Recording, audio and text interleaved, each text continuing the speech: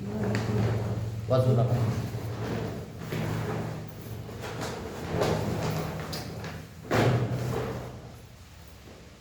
श्री गणेशाय नमः. विदर्भ देशात अमरावती नगरीत एक भव्य शिवमंदिर होते. एके दिवशी त्रैलोक्यात संचार करीत भगवान शंकर पार्वतीसह त्या मंदिरात आले. पार्वतीला तेथे सारीपाट खेळण्याची इच्छा झाली. मग शिव पार्वती डाव लावून खेळू लागली. त्यांचा खेळ पाहण्यासाठी त्या मंदिराचा गुरुवई तेथे येऊन बसला आणि पार्वतीने फासे टाकले व गुरुवाला विचारले, डाव कोणी जिंकिला? तो म्हणाला, शंकराने. मग तिने पुन्हा फासे टाकले व गुरुवाला विचारले, डाव कोणी जिंकला?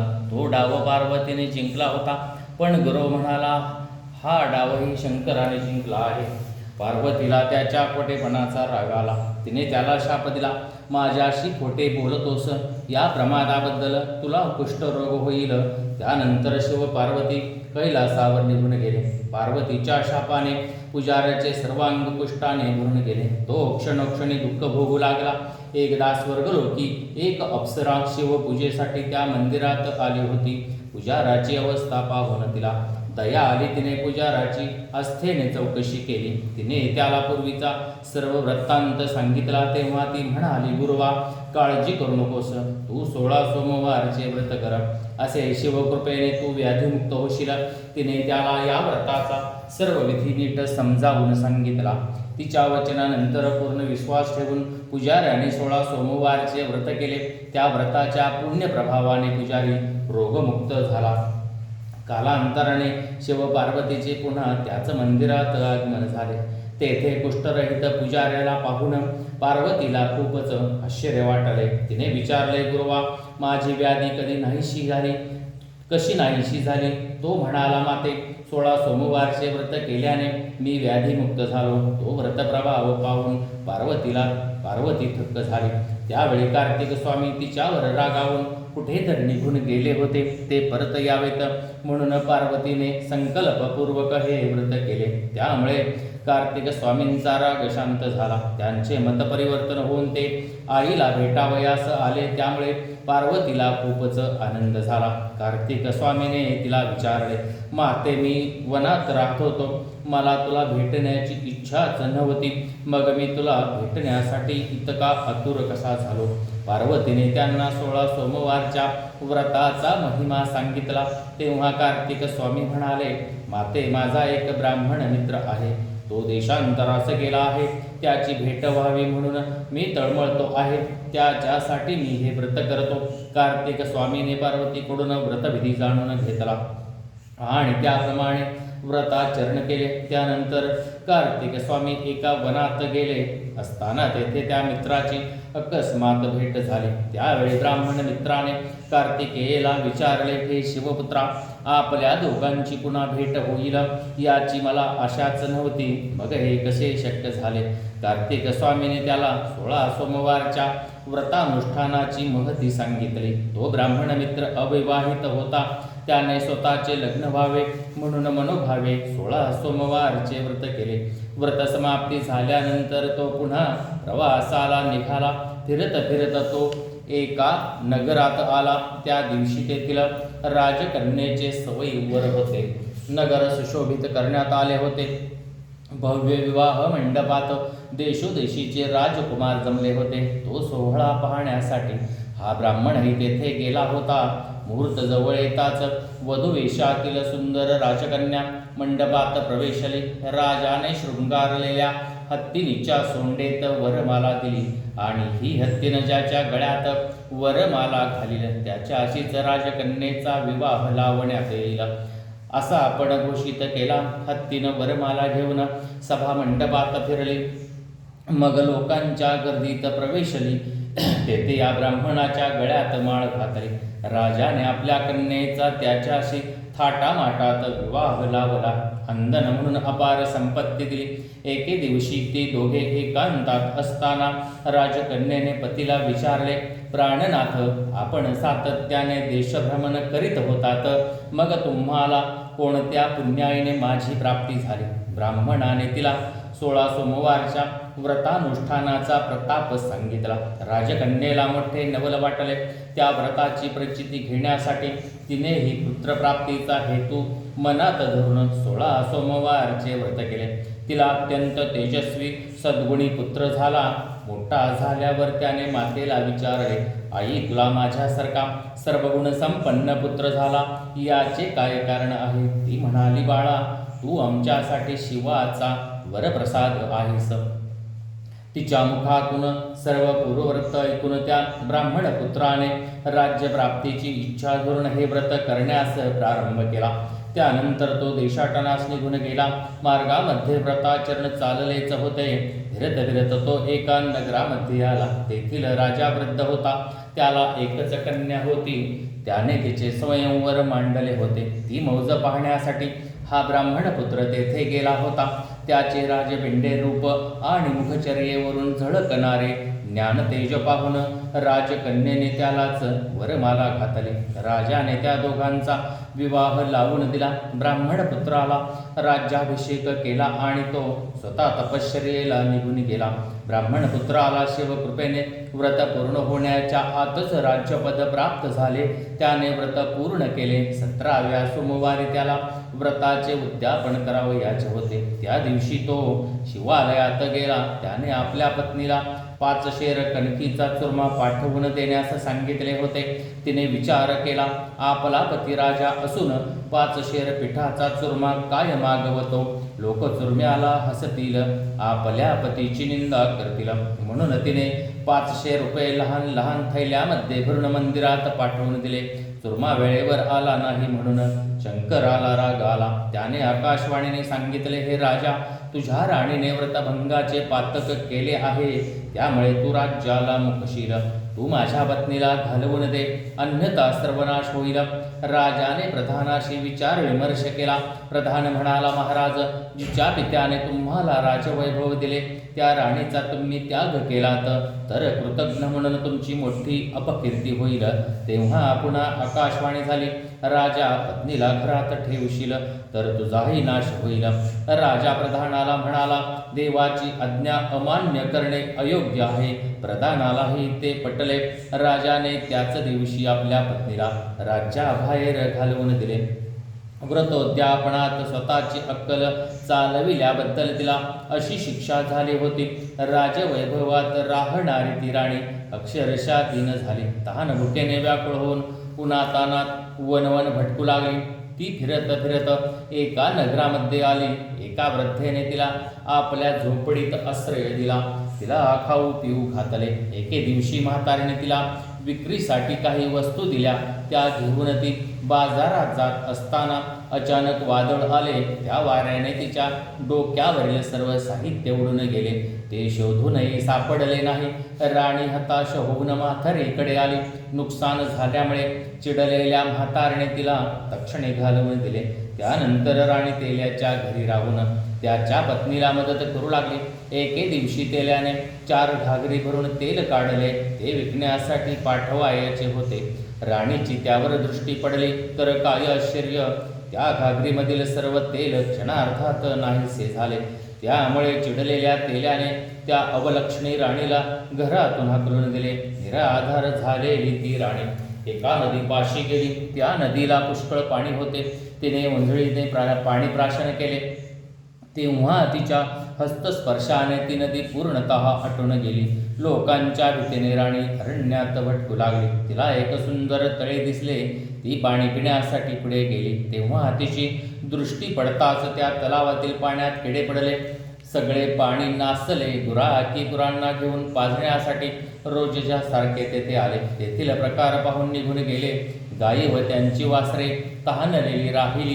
काही वेळाने एक गोसावी पाणी नेण्यासाठी तेथे आला. पाण्यात किडे पडलेले पाहून त्यालाही मोठे आश्चर्य वाटले. तेवढ्यात त्याचे राणीकडे लक्ष गेले. अरण्यात एकाकी असहाय्य अवस्थेत रडणाऱ्या राणीला पाहून त्याला दया आली. त्याने तिची अस्थेने चौकशी केली. तिची हकीकत ऐकून तो म्हणाला, तू मला कन्ये समान आहेस. तू माझ्या आश्रमात स्वस्थ चित्ताने राहा. तुला अन्नवस्त्राची चिंता राहणार नाही. राणी तपस्व्याच्या आश्रमात राहू लागले. पण तेथेही तिची दृष्टी पडताच वस्तू नाहीशा होणे, तिचा हस्तस्पर्श होताच अन्न व पाण्यात किडे पडणे हे प्रकार होऊ लागले. तेव्हा गोसावीही चिंतामग्न झाला. हा प्रकार काय आहे हे जाणून घेण्यासाठी त्याने एक अनुष्ठान केले. त्याच्या अनुष्ठानाने प्रसन्न झालेल्या शंकरांनी त्याला दर्शन दिले आणि वर मागण्यास सांगितले. गोसावी म्हणाला, हे शंभू महादेवा, माझ्या धर्मकन्येच्या बाबतीत हे सर्व विपरीतच होत आहे. त्यामुळे ती खूपच दुःखी असते. याचे काय कारण आहे? शंकर म्हणाले, हे तपोनिधी, या तुझ्या धर्मकन्येच्या पतीने 16 सोमवारचे व्रत केले होते. त्या व्रताचे उद्यापन करण्यासाठी 5 शेर कणकेचा चुरमा नैवेद्यार्थ मला अर्पण करावयाचा होता. तेव्हा हिने पती आज्ञा मोडून चुरम्याऐवजी गमेंडीने 500 रुपये पाठविले. त्यामुळे व्रतभंग होऊन या कन्येला ही दशा प्राप्त झाली आहे. गोसावी म्हणाला, हे ईश्वरा, तू शक्तिमान व दयावान आहेस. या माझ्या धर्मकन्येच्या दोषाचे निवारण होण्यासाठी काय उपाय सांग. शंकर म्हणाले, तू हिच्याकडून 16 सोमवारचे व्रत यथाविधी करून घे. त्या योगे दोष निवारण होऊन तिला पुन्हा पतिसौख्य व राज ऐश्वर्य प्राप्त होईल. त्याचप्रमाणे त्याने आपल्या कन्येकडून व्रताचरण करून घेतले. त्याच्या पुण्यप्रभावाने ती दोषमुक्त झाली. ईश्वरी कोप नाहीसा होताच. राणीला पतीच्या मनात तिला भेटण्याची तीव्र इच्छा उत्पन्न झाली. त्याने तिला शोधण्यासाठी देशोदेशी दूत धाडले. त्यांच्यापैकी काही हेरांनी राणीला गोसाव्याच्या आश्रमात पाहिली. हे व्रत कळताच राजाला परमानंद झाला. त्याने प्रधानाशी विचार विमर्श केला. मग त्याने प्रधानांसह गोसाव्याच्या आश्रमात गेला. त्याला वंदन करून त्याची वस्त्रालंकारादिकांनी पूजा केली. अतिशय व्रत सांगून राणीला माझ्या समेत पाठवा अशी विनंती केली. गोसाव्याने त्या दोघांची भेट घडवून व म्हणाला, राजा, या तुझ्या पत्नीला मी धर्मकन्या मानून माझ्या आश्रमात माहेरवाशी म्हणून ठेवून घेतले होते. तू हिला घेऊन जा. आता दोघांनी शिवाराधना करा, सुखाने संसार करा. राजाने राणीला सन्मानाने नगरात नेले. तिच्या आगमनाप्रित्यर्थ मोठा आनंदोत्सव केला. ब्राह्मणांना व याचकांना पुष्कळ दानधर्म केला. त्यानंतर ते दोघे सुखाने व आनंदाने कालक्रमणा करू लागले. 16 सोमवार व्रतकथा संपूर्ण. श्री गणेशाय नमः. श्री गणेशाय नमः. श्री महादेव देवताभ्यो नमः. श्री कुलदेवताभ्यो नमः. श्री ग्रामदेवताभ्यो नमः. श्री गुरुदेवताभ्यो नमः. ओम नमः शिवाय. ओम नमः शिवाय. ओम नमः शिवाय. ओम नमः शिवाय. कैलासराना शिवचंद्रमौळी फणींद्रमाता मृकुटी झळाळी. कारुण्य सिंधू भवदुःखहारी सवीन शंभो मज कोण तारी. रविंदू दावा नलपूर्ण भाळी स्वतेज नेत्री तिरिरोध जाळी. ब्रह्मांड दिशा मदनांतकारी तुझविन शंभो मज कोण तारी. जटा विभूती उटी चंदनाची कपालमाला प्रीत गौतमीची. पंचानना विश्वनिवांतकारी तुझविन शंभो मज कोण तारी. वैराग्ययोगी शिवशूलपाणी सदा समाधी निजबोधवाणी. उमानिवासा त्रिपुरांतकारी तुझविन शंभो मज कोण तारी. उदार मेरूपती शैलजेचा श्री विश्वनाथ म्हणती सुरांचा. दयानिधी तो गजचर्मधारी तुझविन शंभो मज कोण तारी. ब्रह्मादी वंदी अमरादिनाथ भुजंगमाला धरी सोमकांत. गंगा श्री दोष महाविदारी तुझविन शंभो मज कोण तारी. कर्पूर गौरी गिरिजा विराजे हळाहळे कंठ निळाजी साचे. दारिद्र्य दुःखे स्मरणे निवारी तुझविन शंभो मज कोण तारी. स्मशान क्रीडा करिता सुखावे तो देव चुडामणी कोण आहे. उदासमूर्ती जटाभस्मधारी तुझविन शंभो मज कोण तारी. भूतादिनाथ अरिहंतकाचा तो स्वामी माझा ध्वजशांभवाचा. राजा महेश बहुबाहुधारी तुझविन शंभो मज कोण तारी. नंदीहराचा हरनंदिकेश श्री विश्वनाथ म्हणती सुरेश. सदाशिव व्यापक तापहारी तुझविन शंभो मज कोण तारी. भयानक भीम विक्राळ नग्न तिला विनोदे करी काम भग्न. तो रुद्र विश्वंभर दक्ष भारी तुझवीन शंभो मज कोण तारी. इच्छाहराची जग हे विशाळ पाळी रचितो करी ब्रह्मगोळ. उमापती भैरव विघ्नहारी तुझवीन शंभो मज कोण तारी. भगीरथी तर सदा पवित्र तेथे असे तारक ब्रह्ममंत्र. विश्वेश विश्वंभर त्रिनेत्रधारी तुझवीन शंभो मज कोण तारी. प्रयागवेणी सकळाहराच्या पादारविंदी वाहती हरीच्या. मंदाकिनी मंगल मोक्षकारी तुझवीन शंभो मज कोण तारी. कीर्तिहराची स्तुती बोलवेना कैवल्यदाता मनुजा कळेना. एकाग्रणात विष अंगीकारी तुझवीन शंभो मज कोण तारी. सर्वांतरी व्यापक तो नियंता तो प्राणलिंगा जवळी महंता. अंगी उमाते गिरिरूपधारी तुझवीन शंभो मज कोण तारी. सदा तपस्वी असे कामधेनु सदा तुस्तेज शशिकोटी भानु. गौरीपती जो सदा भस्मधारी तुझवीन शंभो मज कोण तारी. कर्पूर गौर स्मरल्या विसावा चिंता हरीशो भजका सुदैवा. अंती स्वहित सूचना विचारी तुझवीन शंभो मज कोण तारी. विराम काळी विकळ शरीर उदास चित्तीन धरीच धीर. चिंतामणी चिंतने चित्तहारी तुझवीन शंभो मज कोण तारी. सुखावसाने सकळे सुखाची दुःखावसाने टळती जगाची. देहावसाने धरणी धरारी तुझवीन शंभो मज कोण तारी. अनुहत शब्द गगनीन गाय त्याचे निनादे भवशून्य होय. कथा निजांगे करुणाकुमारी तुझवीन शंभो मज कोण तारी. शांती स्वलीला वदने विलासे ब्रह्मांड गोळी असुनी नदीसे. बिल्ली भवानी शिवब्रह्मचारी तुझवीन शंभो मज कोण तारी. पितांबरे मंडित नाभीजाची शोभे जडितवरे किंकिनीची. श्रीदेवदत्त दुरितांतकारी तुझवीन शंभो मज कोण तारी. शिवाजीवांची जडली समाधी विठला प्रपंच तुटली उपाधी. शुद्ध स्वरे गर्जती वेदचारी तुझवीन शंभो मज कोण तारी. निधान कुंभ भरला अभंग पहानी जांगे शिव ज्योतिर्लिंग. गंभीर धीर सुरचक्रधारी तुझवीन शंभो मज कोण तारी. मंदार बिल्वे बकुले सुवासी माला पवित्र वहा शंकरासी. काशीपुरी भैरव विश्वतारी तुझवीन शंभो मज कोण तारी. जाई जुई चंपक पुष्प जाती शोभे गळा मालती माळ हाती. प्रताप सूर्य शरचापधारी तुझवीन शंभो मज कोण तारी. अलभ्य क्षुद्रा श्रवणी प्रकाशे संपूर्ण शोभा वदने विकासे. नेई सुपंते भलपैलतीरी तुझवीन शंभो मज कोण तारी. नागेश नामा सकळाची वाळा मना जपारे शिवमंत्रमाळा. पंचाक्षरी ध्यान गुहा विहारी तुझवीन शंभो मज कोण तारी. एकांती ये रे गुरुराज स्वामी चैतन्य रूपी शिवसौख्य नामी. शिणलो दयाळा बहुसाल भारी तुझवीन शंभो मज कोण तारी. शास्त्राभ्यास नको श्रुती पडू नको तीर्थासी जाऊ नको. योग्याभ्यास नको व्रते मक नको. तीव्रे तपे ती नको. काळाचे भय मानसी धरू नको. दुष्टास शंकू नको. जयाच्या स्मरणे पतित तरती तो शंभू सोडू नको. हरि ओम हरि ओम हरि ओम. ओम नमः शिवाय ओम नमः शिवाय ओम नमः शिवाय. सुखकर्ता दुःखहर्ता वार्ता विघ्नाची नुर्वे पूर्वे प्रेमचे. सर्वांगी सुंदर सिंदुराची कंठी झळके माळ मुक्ता फळांची. जय देव जय मंगलमूर्ती.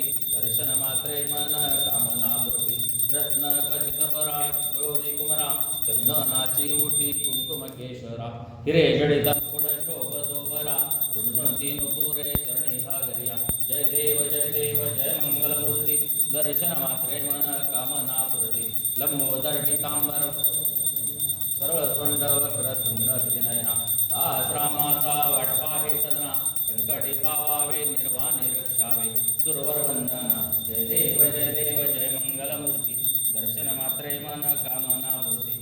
लवतवती क्राळा ब्रह्मांडी माळा विषे कंठ काळा त्रिनेत्री ज्वाळा. लावण्य सुंदर मस्तकी बाळा तेथून जळ निर्मळ वाहे जुळजुळा. जय देव जय श्री शंकरा. आरती कोवाळ तुझ कर्पूर गौरा पोळा नैनी विशाळा. अर्धांगी पार्वती सुमनांच्या माळा. विभूतीचे उजळा शितिकंठ निळा. ऐसा शंकर शोभे उमा वेल्लाळा. जय देव जय श्री आरती ओवाळू तुझ कर्पूर गौरा देवी दैत्य सागर मंथन पै केले त्या माझी अवचित हलाहल जे उठले एक वासुरपणे प्राशन केले निळकंठ नाम प्रसिद्ध झाले जय देव जय श्री शंकरा आरती ओवाळू तुझ कर्पूर गौरा व्याघ्रांबर फणिवर्धर सुंदर मदनारी पंचानन मनमोहन मुनिजन सुखकारी शतकोटीचे बीज वाचे उच्चारे रघुकुल टिलक रामदासा अंतरी जय देव जय श्री शंकरा आरती ओवाळू तुझ कर्पूर गौरा घाली नरोटांगण वंदिन चरण डोळ्याने पाहिन रूप तुझे प्रेमे आलिंगिन आनंदी पूजन भावे ओवाळीन म्हणे नामा ओम नमः शिवाय ओम नमः शिवाय ओम नमः शिवाय ओम नमः शिवाय